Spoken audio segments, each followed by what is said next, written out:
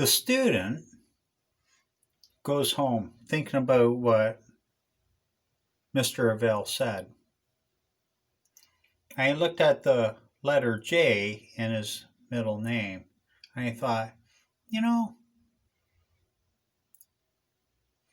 if language was a symbol and the letter J looks like an umbrella or a fish hook or something along these lines, because everything was symbolized and becoming part of the alphabet and stuff. So I'm going to do what he said. I'm going to try to take everything in this world and apply the symbols that are already here and create a story of identity so that I can have my characters identify each other some way or somehow.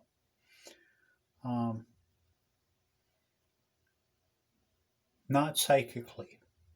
Although I do like how he told me about Heroes and these other movies with the power of thought and stories too.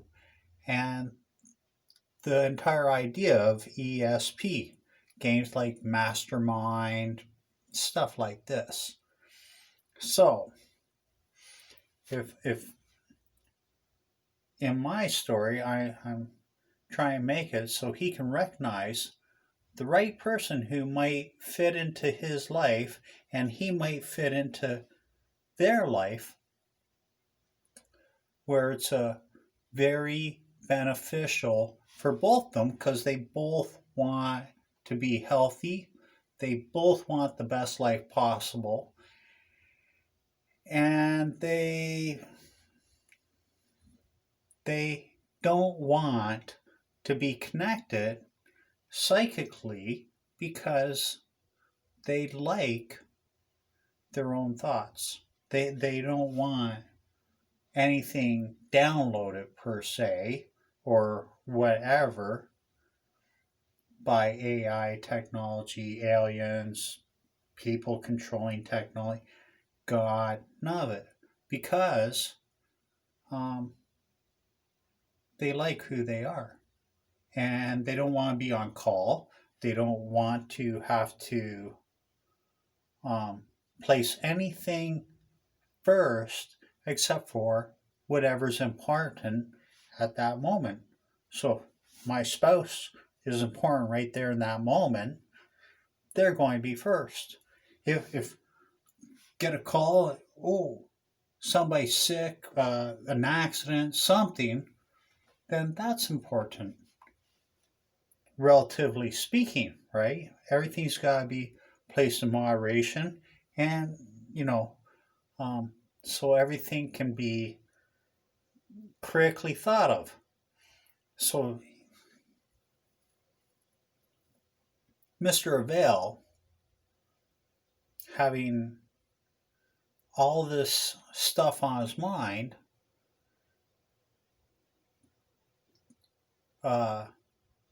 this guy from Van Halen, David Lee Roth, said, bench pressing aircraft carriers. 5150, buddy holding the world on his shoulders, right? So he too, being a student, has his world on his shoulders.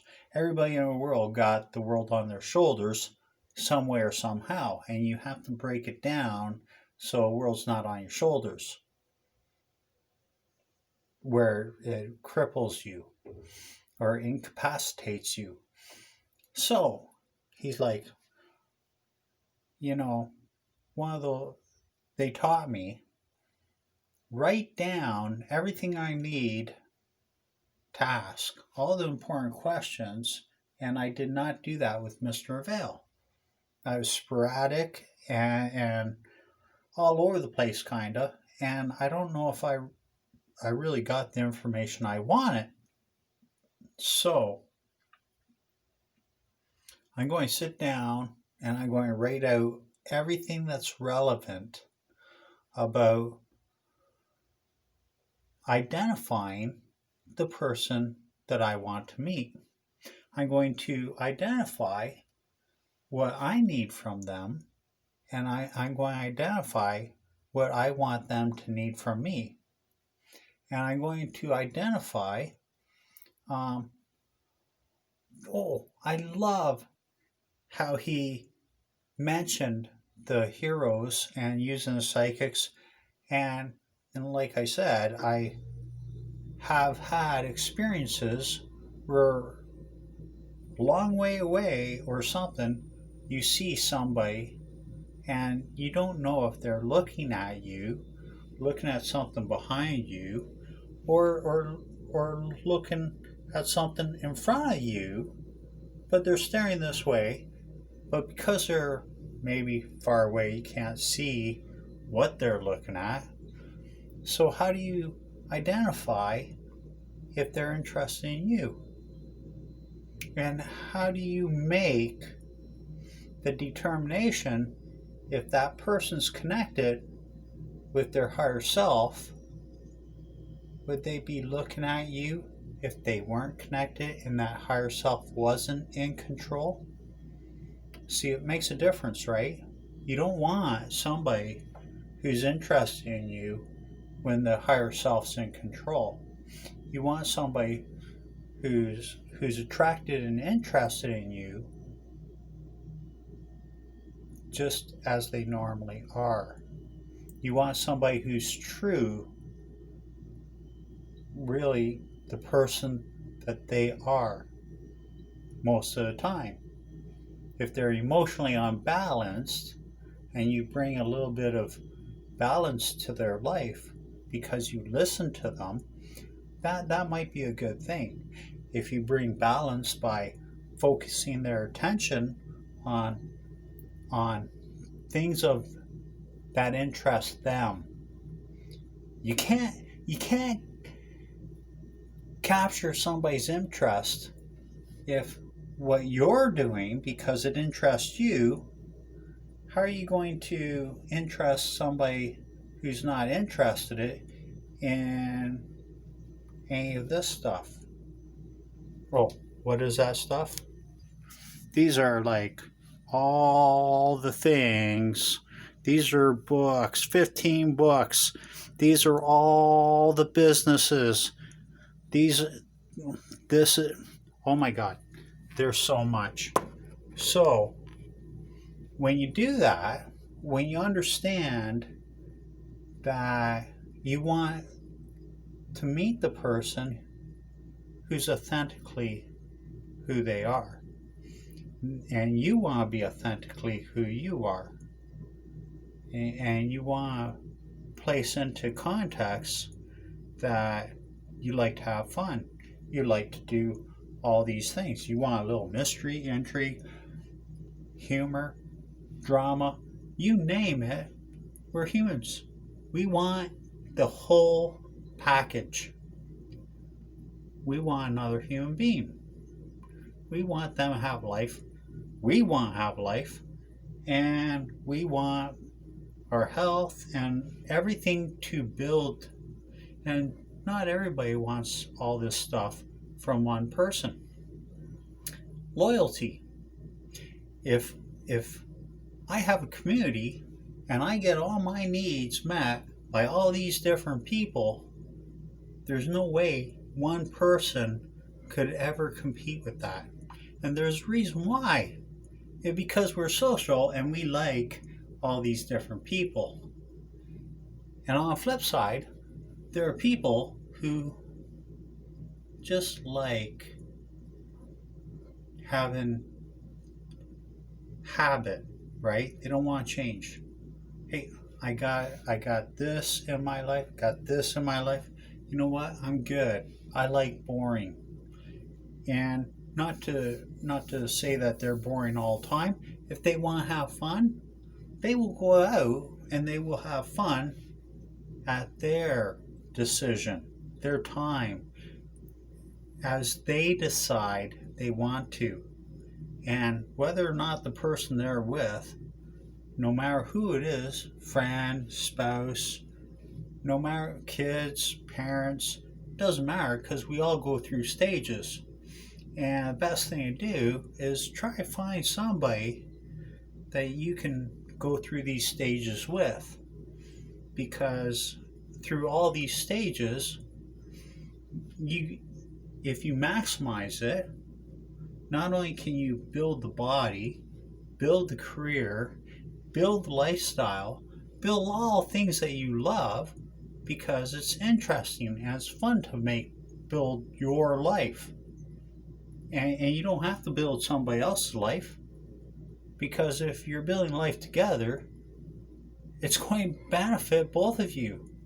And that's how business partners are made, because this person has a family, this person's got a family, and they both like each other, or they can tolerate each other, and they see a lot of good working together.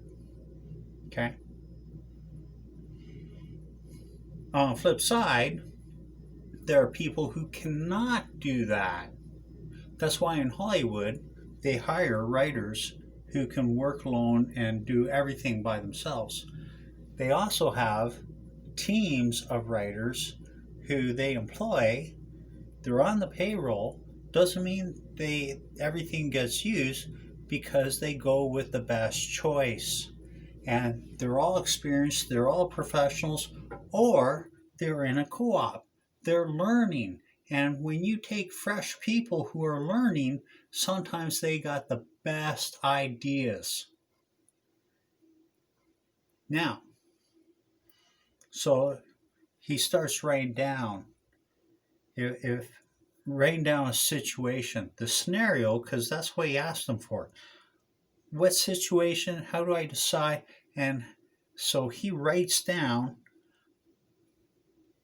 that person's looking in my direction. Now, I have to figure out whether it's right there and then or later on. Chances are probably right there and then, and depending upon what happens, later on too, because you have to go back and have hindsight and try to determine everything, all the clues that tell you either that person's interested in you or not interested in you.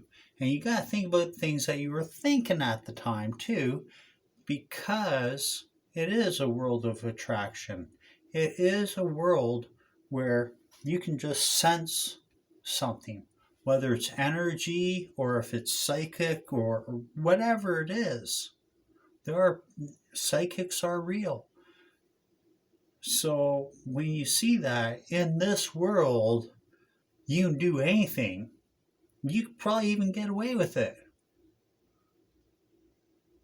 Who do you want to be is the most important question that you'll ever ask yourself, because that's what guides you in your life. Your name helps you. Your birthday helps you, because your horoscope, all these things were designed to empower you. And when you're empowered and you have a choice, a lot of good things can happen. And because we're in a yin-yang, good, bad, positive, negative world, even the good can be turned bad. Even the bad can be turned good. And this where experience and always falling back to who do you want to be is everything.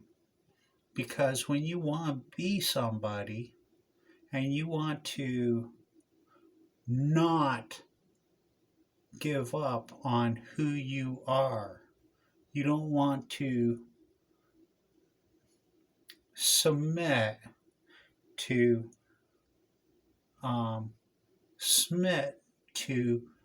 forces of evil that will break you and make you sit in your own excretion. your own bodily fluids and stuff, even when the cage door is open, then the whole idea is to build life so that you live a free life. And that's really the whole idea. Because we're all going to die, and depending upon your view of God, you have no control over what happens after you're dead. Maybe those people come along and extract your frontal cortex or some enough cells to make you conscious again. And meanwhile, you'll be like, you won't be in this body. Whatever body you had, because you'll have died, and they'll bring you back to life, and they'll put you in an animal, an insect, another human being. And so this is also why there are all these different religions, because everybody believes something a little bit different. So when you hope and pray never to be born again in this world because of the system in control, you might be praying not to be reincarnated, right? You might hope that your spirit will leave this planet and go to another planet or go to another universe or something. Maybe not, because all your friends and family are here. Maybe you want to be born again into the family you came from, or into another family who those people were so instrumental in creating a better life. Maybe you'll come back and be born into their family. Who's right, who's wrong? Because if my view of religion and God is right, that means yours is wrong. So just like string theory, maybe there are multiple right answers, and maybe having no control over what happens after we're dead is a good thing. Maybe having control over how we live this life, at least as much control as we can, is a good thing, because we want, well, at least I'm going to guess, most of us, if we have a choice, we want the life that where we're empowered to make a choice, as opposed to living a life that we would never choose to live. And that makes sense to me, right? But see, there are people doing jobs that they would never want to do, and they're in relationships they would never want to be in, and they've got all these different things that if they could change them, they would. But the idea of loyalty, the idea of being in a worse position than they're in now, stops them from changing these things. So with identity, recognizing that person that's looking at you, why are they looking at you? Are they connected? Are you connected? Would you like to meet that person? Would they like to meet you? Are they in control? Is a higher power in control? If the two of you ever met, what would be the reason? Would you need to help them if you met? Would you ask them to help you if you met? What if you're able to meet that person without desperation or need, and you just want to conversate with them, just find out if you like their tone, if you like their mannerisms, if you like their point of view. Could you argue with that person? And if you did, how would they deal with it? Would they be humorous? Would they poke back at you? What kind of person do you want to be around and to have in your life? And how would you find out if that's the person that you would want to be with? Because me personally,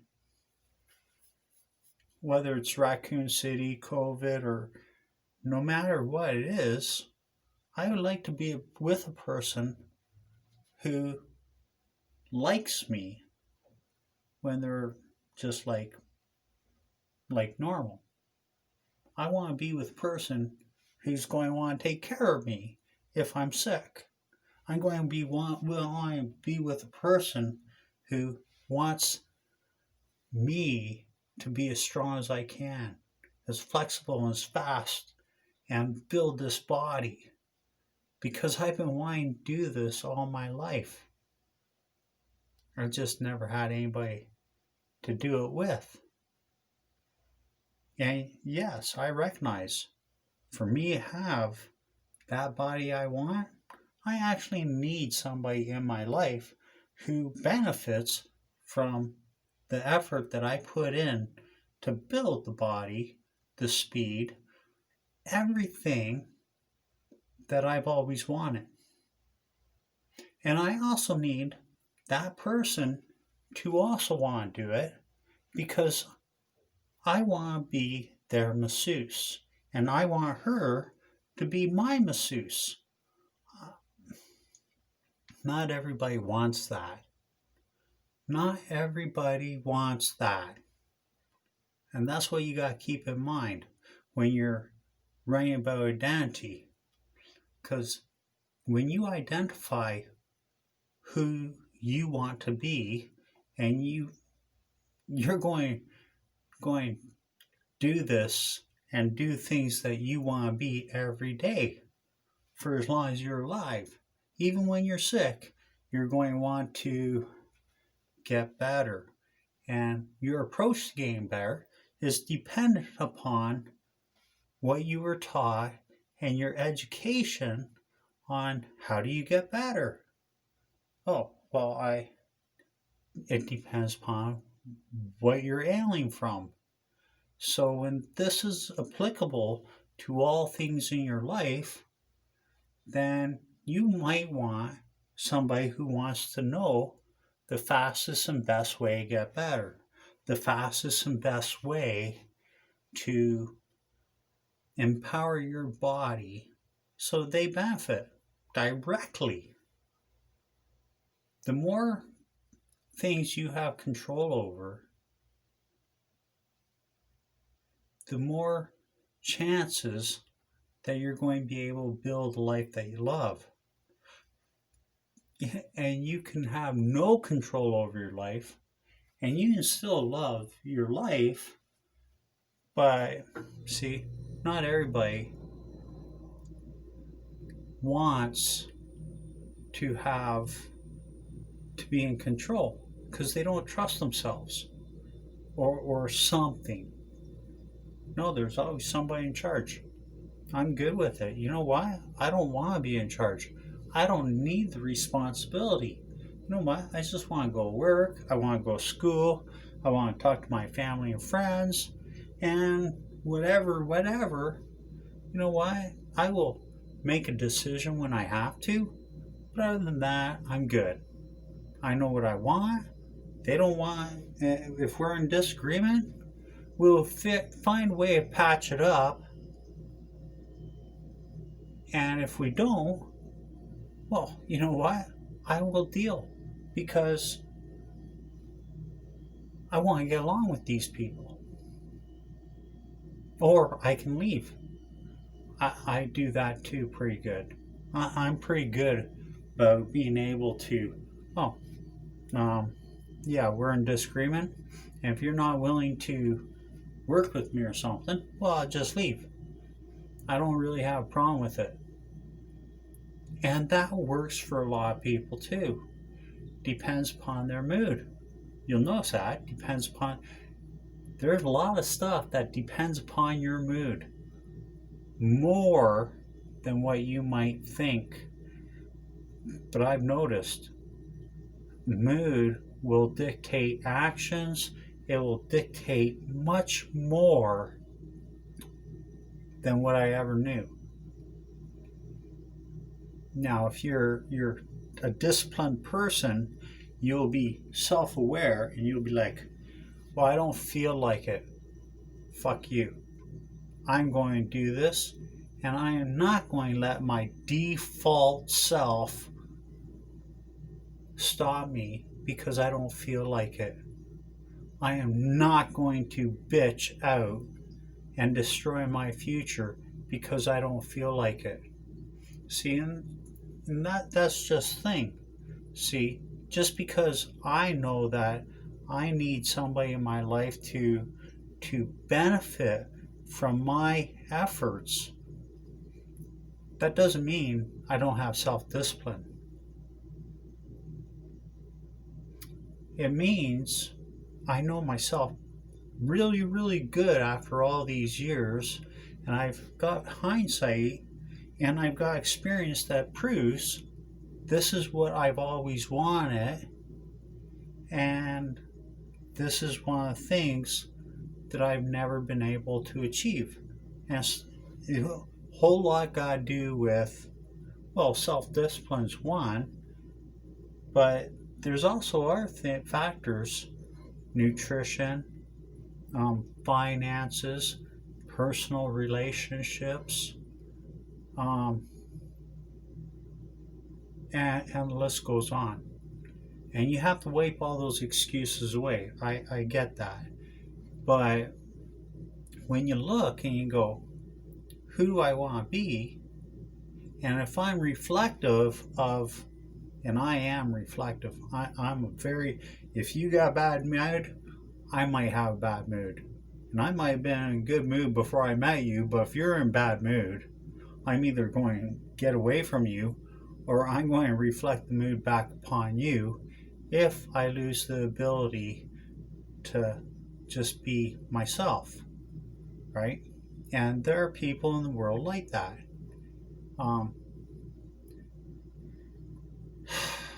So, identity. Why was that person looking at me? And how am I going to be able to shape my future if I ever met that person or anyone else? And what if the person I meet, not looking at me from far away or just across the room or even right beside me, starts looking at me, and she just, again, you have to ask these questions. Is she just daydreaming? Is she in control? Lost in thought? You know, I'd be at school working on something, or even listening to a teacher. I'm looking at the teacher, but mentally I'm just off in space. And that too, you have to know these things. An example, I'm talking to somebody, we're talking, could be a teacher, a family member, could be anybody, boss, fellow employee, could be anybody. This person, doesn't matter who it is, walks up and waits to have a word. And since I don't know them, I'm going to guess they're going to want to talk to this person. And this person gets that too, because they're right there waiting. And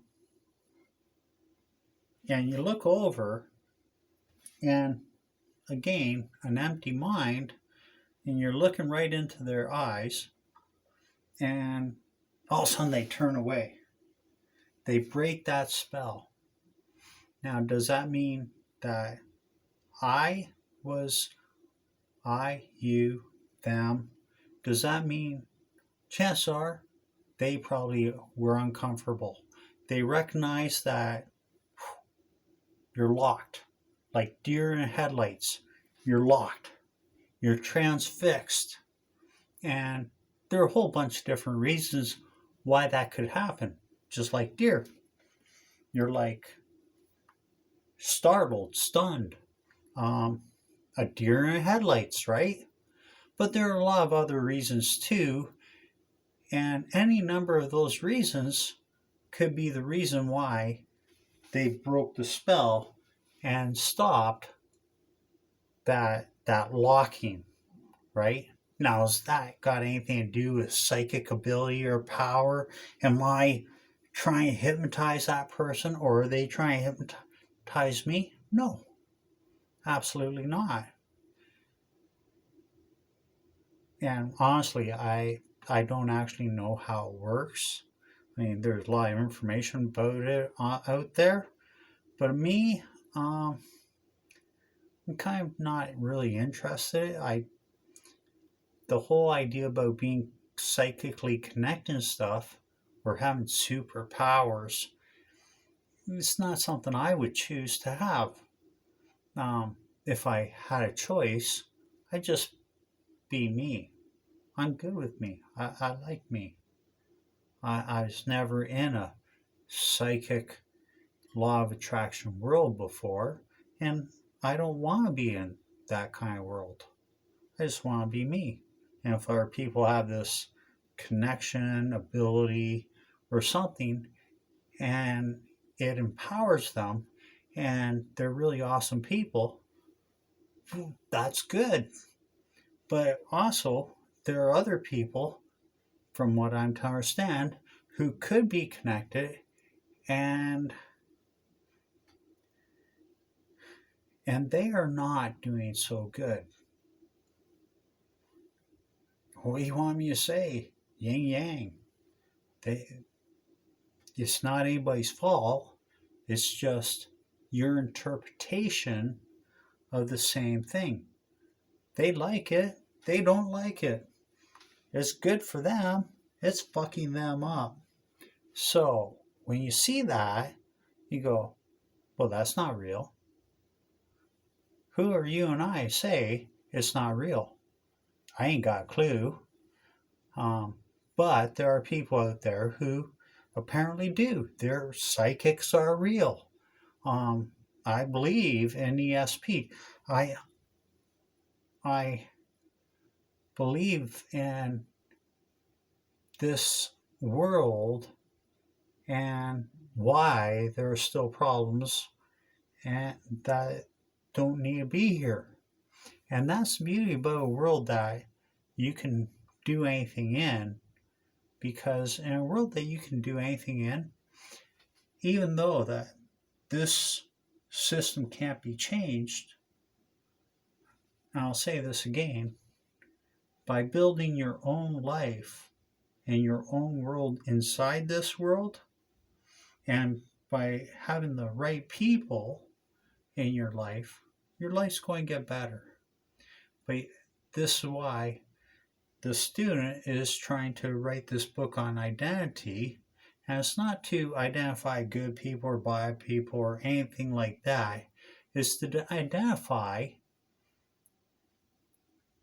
who you are and then identify what you need and what your talents, traits, and abilities and all that you are, your attributes, so you can become the person that you've always wanted to be, which again might just be characteristics or traits.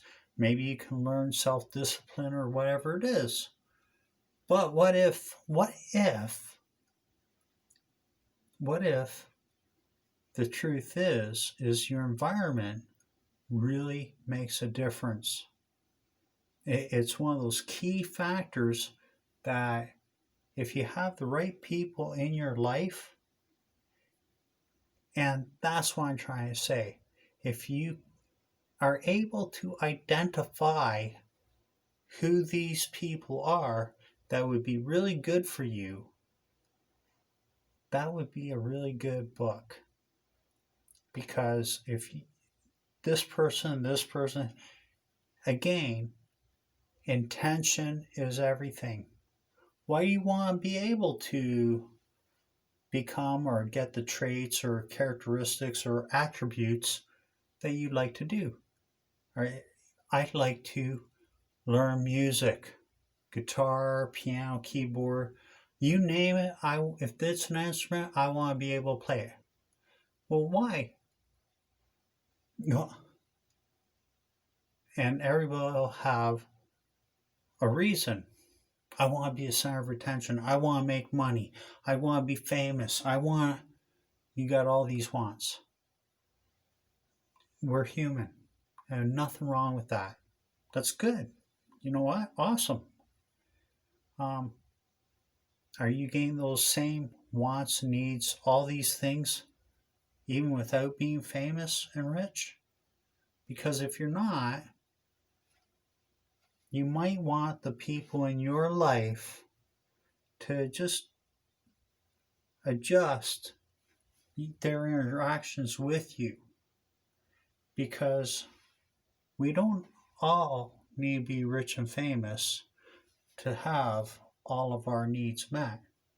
We don't all need to have a whole bunch of people meet our needs, because when we're all a friend in need is a friend indeed, we're forever in favor. Oh, you gave me that favor. Now, so there's a continuous supply and demand of back and forth debt. And that relationship will crumble. It will fucking implode. And this is what I've noticed in some relationships, because there's always a debt. And other people will tell you that too. Oh my God. So, identity. To identify the right people you need in your life so that you can be the person you want to be. Makes really good sense to me. I mean, we all want the very best in our lives. And in a world where anything's possible, not everybody understands that every person born into this world can be perfect for somebody. It's just identifying that person. That's all it is. Because you can change the hair, you can build the body, you can build the concentration, the focus, you can build all the interest that is going to keep the relationship alive, depending upon what that relationship is. Is it a joint venture into business? Are you with this group of people to make music? And if so, why? Is it for fortune and fame? Or is it just to express and work as a team to see if you can create the most incredible sounds? Because this is what music is to you.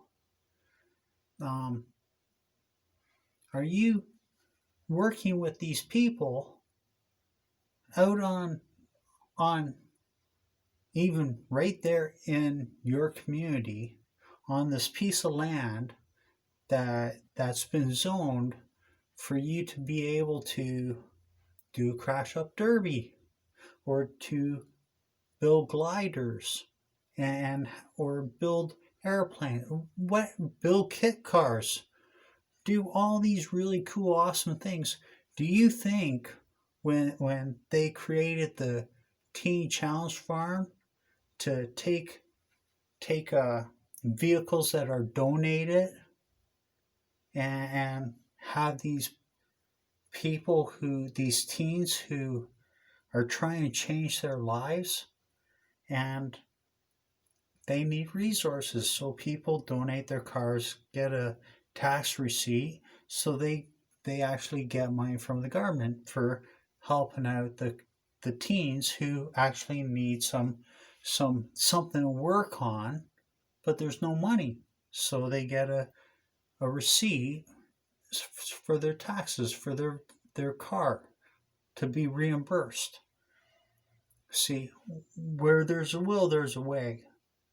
And you need somebody really smart who knows how to apply for a grant, who knows how, hey, we need to meet this criteria so we can be eligible for grant money. Or we can do this, and because of this loophole, we can write a receipt and give the receipt so they can get reimbursed by this organization, this conglomerate who has created this just so that we could get this for free as a donation, and they get something too, which is probably money, like tax receipt, right? So when you understand how administration is not there to be an authority, it's there to be a middleman, kind of like management. It's not there to be an authority. It's there to be the communications between the owner or a consortium of owners and the employees. And they're the communications hub that says, that works between the two so that everything's in harmony, right? And there is nothing wrong because the employees get what they need so you can do the work and not get fired.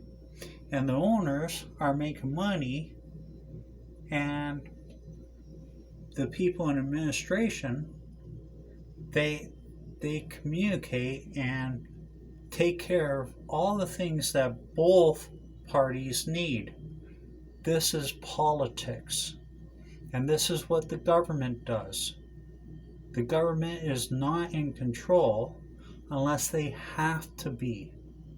And when you see that Boeing, or even the pipeline, or any large employer, why are they creating this bulk employment?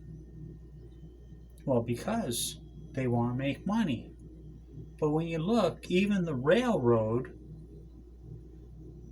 constructing a railroad or any big project, right? The idea is to have an economy that keeps circulating and employing people, and it's a lifeblood. When you change the dynamics of an economy, right? Say, oh, it can't be a linear, horizontal thing because it stagnates. And it can't be vertical either because it is just not going to work. It's got to be all around. So it's got to be a cycle, forever turning. It's got to be a gear or a cog.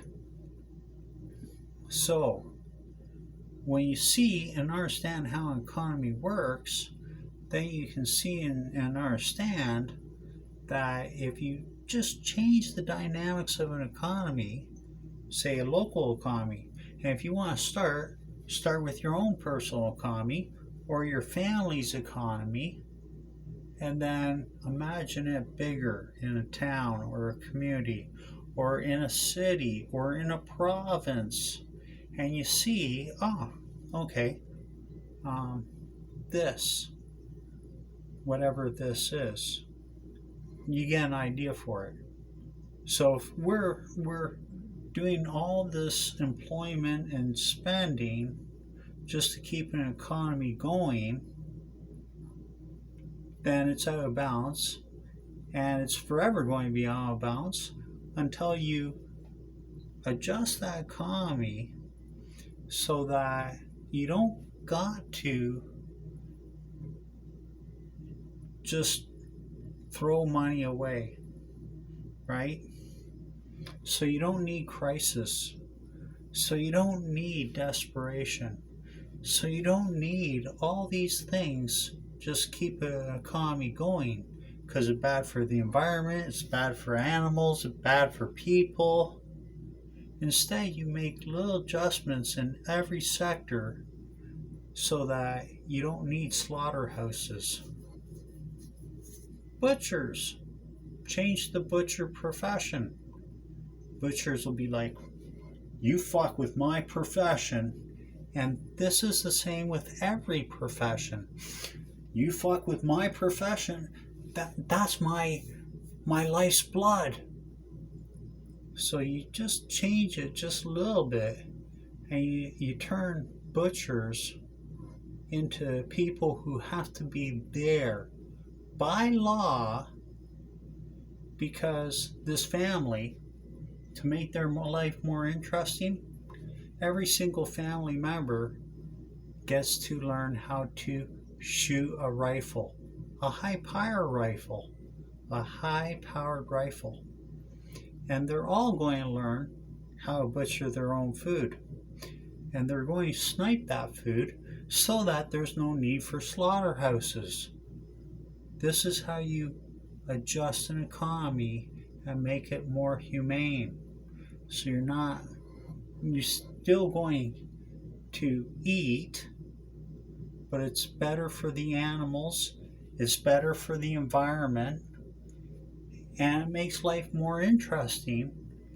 And the best part is you get to have a relationship with that animal before it dies. You, because you are what you eat, you're going to take care of that animal because it's giving its life to feed you. So maybe you won't throw your food away. Maybe you won't kill for no reason. Maybe, just like the animals giving birth to the next generation, maybe you'll understand how taking livestock and breeding them for food just to stock the supermarket and then throw all that meat away. It's fucking atrocious. And all you gotta do is just change it a little bit. That makes life way better for the animals, way better for the people, way better for the farmers. And you're not taking anybody's job away. Okay? Because you've just given the butcher full time, and they're going to need to be more butchers because there are going to be a whole bunch of families learning a sniper and more sales of firearms or even firearm rentals in the future so people can go rent the rifle and get their own food. You can do this with chicken, with all animals, and it makes way more sense. Am I a dreamer? No. People used to do this a long time ago. And then when the quote-unquote government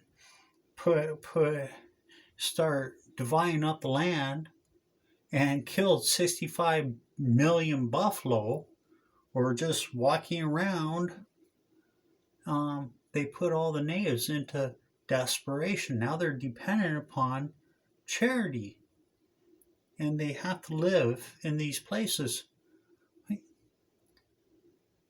Doesn't make no sense. Because what they do with all that meat? That's right.